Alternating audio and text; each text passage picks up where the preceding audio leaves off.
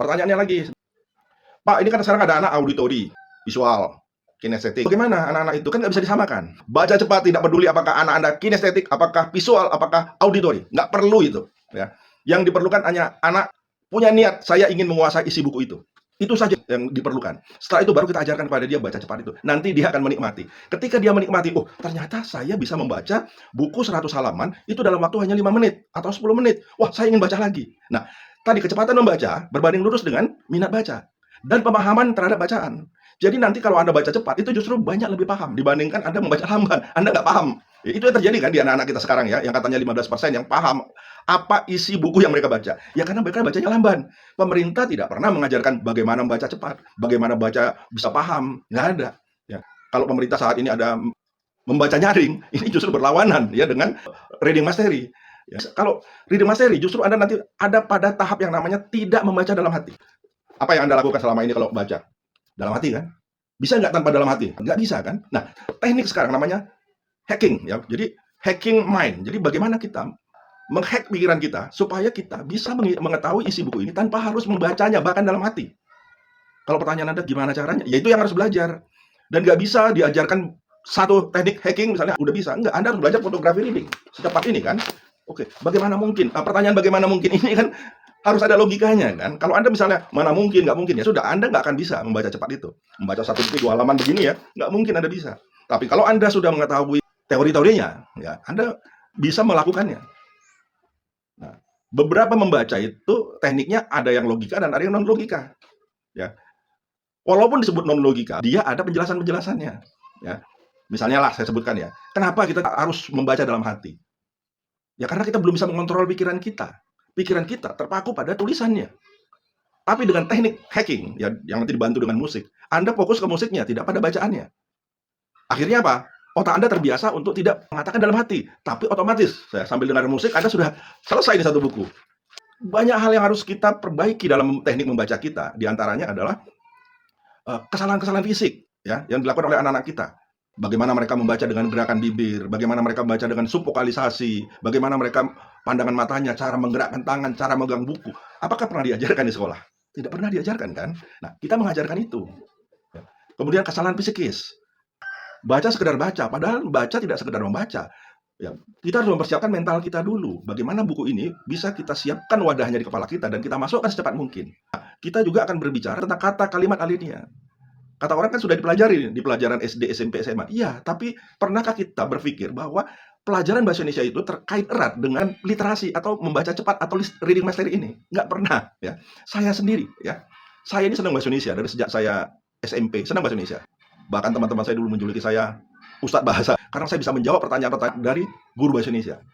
Ketika saya membaca satu buku judulnya Bagaimana Teknik Mengembangkan Paragraf, ya, itu yang ngarang saya masih ingat tuh, Dr. Andes Jago Tarigan. Saya baca buku itu baru saya tahu, ya, oh ternyata membuat alinea itu seperti ini dan nggak sederhana seperti yang kita pelajari waktu sekolah. Ketika kita membaca buku itu, mestinya orang tidak ada yang tidak bisa menulis, ya. Kenapa? Buku itu menggambarkan bagaimana alinea itu dibuat. Selama ini kita kan mengabaikan ya. Maaf ini, saya pernah bertanya pada seorang dokter ya di bahasa lagi. Saya tanya kepada beliau dalam suatu pelatihan ini ya, ada berapa unsur kalimat di dalam sebuah alinea? Dia nggak bisa jawab. Coba Anda berapa? Dan sebutkan apa saja. PR nih buat Anda ya. Nanti dalam Zoom saya jelaskan ya mengenai ini. Banyak yang nggak bisa. Dokter pun ternyata nggak mengerti. Bukan nggak mengerti sebetulnya. Tapi dia lupa pelajaran waktu SD, SMP, SMA itu dianggap sepele. Ya. Padahal itu yang membantu kita di dalam membaca dan menulis. Oke. Nah, saya sudah mencoba mewacanakan kepada guru-guru saya ya di Damaseka. Saya bilang, coba kepala sekolah berikan pelajaran bahasa Indonesia kepada saya. Ya. Untuk SD ya. Saya tidak mengajar untuk kelas 1 SD saja atau kelas 6 SD aja. Kita buat jadwal pelajaran bahasa Indonesia. Misalnya hari Kamis, ya. Oke, hari Kamis saya akan mengajar bahasa Indonesia kelas 1 sampai kelas 6. Jadi kumpulkan dalam satu aula atau dalam satu kelas, ya.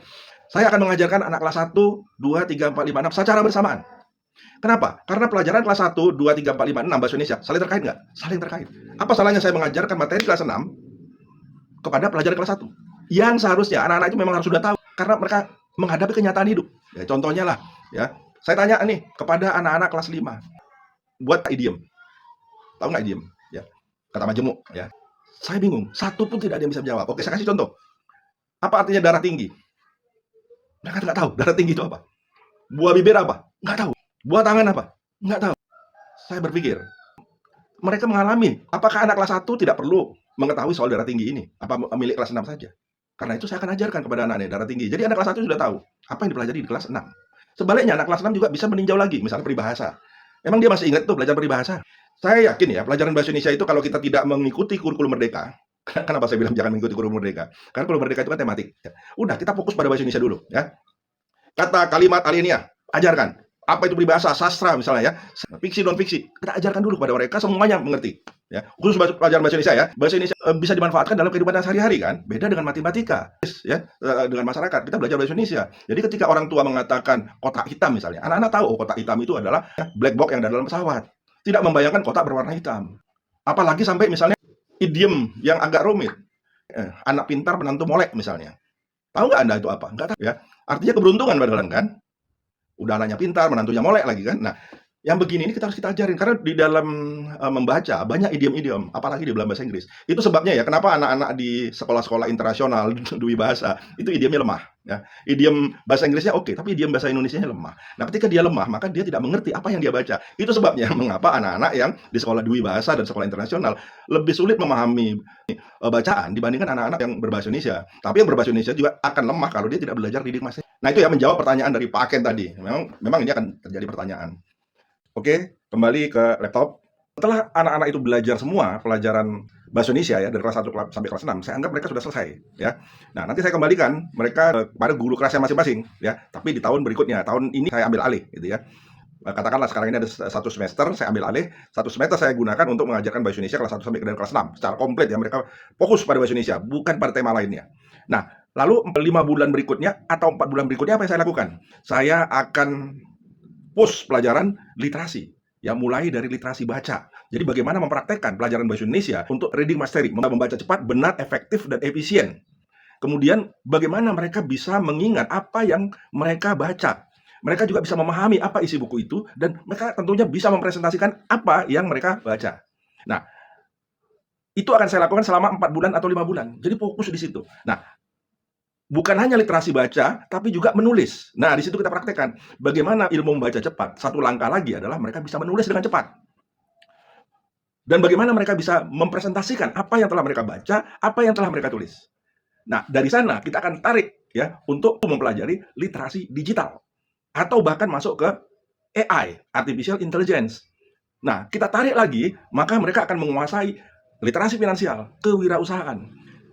Dan literasi-literasi lainnya seperti literasi numerik, literasi sains, literasi budaya, literasi hukum, ya, keuangan, dan lain-lain.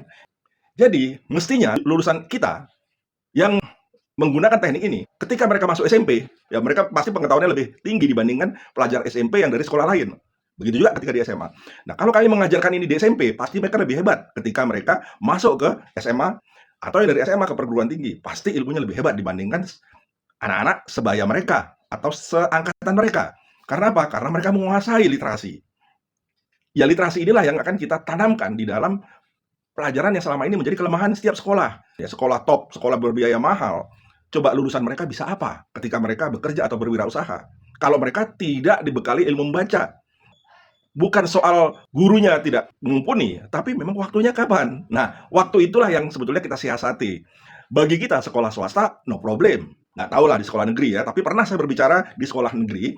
Setelah saya presentasikan tentang mind mapping, bisa memappingkan pelajaran bahasa Indonesia dari kelas 1 sampai kelas 6. Kepala sekolahnya bertanya, Pak, kalaulah kita bisa mempelajari bahasa Indonesia dalam waktu hanya 3 bulan, terus 9 bulan ini di sekolah ngapain? Saya bilang, ya praktek, Pak. Disitulah anak-anak kita latih bagaimana mereka bisa menulis. Bukan cuma menulis artikel, menulis buku, ya, bisa menjadi konten kreator, bisa menjadi seorang presenter. Justru 9 bulan itu kita gunakan untuk itu. Nah, di situ kita bisa mempraktekkan literasi yang lainnya. Sehingga dengan reading mastery, ya, yang ada di sekolah literasi, bukan saja kita bisa meningkatkan minat baca, kegemaran membaca, pemahaman terhadap bacaan, tapi juga budaya literasi. Jadi budaya literasi ini lebih luas lagi daripada sekedar hanya membaca. Itu ya yang perlu saya jelaskan di sesi ini.